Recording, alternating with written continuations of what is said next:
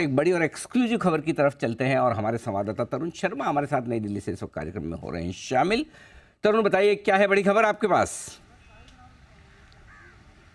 बिल्कुल सर, मैं बताना चाहूँगा कि सीमेंट पे जो जीएसटी कट का हम इंतज़ार कर रहे थे, वो इंतज़ार हो सकता है कि लंबा इंतज़ार हमें करना पड़ सकता है। और उसका रीज़न भी साफ़ है, क्योंकि जो वित्त मंत्रालय है वो फिटमेंट के पास ज़रूर इस सीमेंट में कटौती के लिए भेजेगा, लेकिन जब 2 साल पहले जब ये चर्चा की गई थी, फिटमेंट ने भी इसको इवेल्युएट किया था, तब 30 से 40 हज़ार करोड़ का नुकसान यहाँ पे हर साल देखने को मिल रहा था सीमेंट में, यदि जीएसटी 28% से यदि 18% कर दिया जाए तो।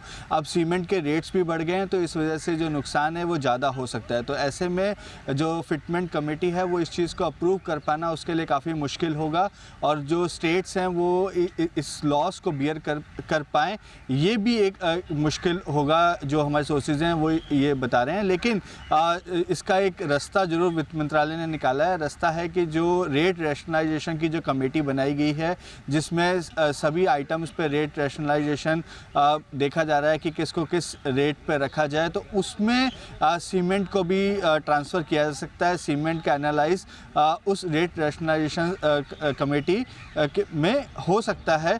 ये भी एक ऑप्शन वित्त मंत्रालय जो है वो जीएसटी काउंसिल को दे सकता है कि इसको अब रेट रैशनलाइजेशन कमेटी के अंदर इस पर चर्चा की जाए। तो जो हम उम्मीद कर रहे थे कि इस बार जो जीएसटी काउंसिल में सीमेंट पर रेट कट हो सकता है, उसमें हो सकता है कि इंतज़ार करना पड़े।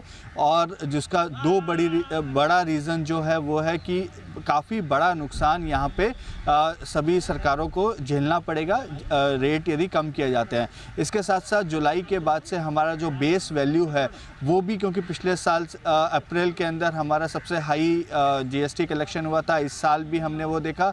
तो अब जो है इस साल से बेस वैल्यू जो है वो ऊपर मिलेगी, जिस वजह से जो ग्रोथ है वो हो सकता है कि हमें कम होती हुई दिखाई दे। तो ऐसे में सरकार या राज्य सरकार इस पर रिस्क लेना पसंद नहीं करेगी। लेकिन सरकार का ये, वित्त मंत्रालय का ये भी मानना है कि क्योंकि जो कॉर्पोरेट हाउसेज या जो हाउसिंग कंपनीज़ हैं वो तो इनपुट टैक्स क्रेडिट ले लेती हैं सीमेंट पे, लेकिन आम इंसान जो है वो सीमेंट की कॉस्ट का इनपुट टैक्स क्रेडिट नहीं ले पाता है। लेकिन रियल एस्टेट के अंदर एक बड़ी टैक्स धांधलियाँ भी पकड़ी जाती है। जब तक वो लूपहोल पूरा नहीं हो जाता, तब तक जो सीमेंट और स्टील ऐसी दो सेगमेंट हैं जिनसे जीएसटी वसूल करना आसान है। इस वजह से भी ये भी एक बड़ी वजह है कि जीएसटी जो है वो अभी सीमेंट पे रेट कट कर पाना काफ़ी मुश्किल होगा।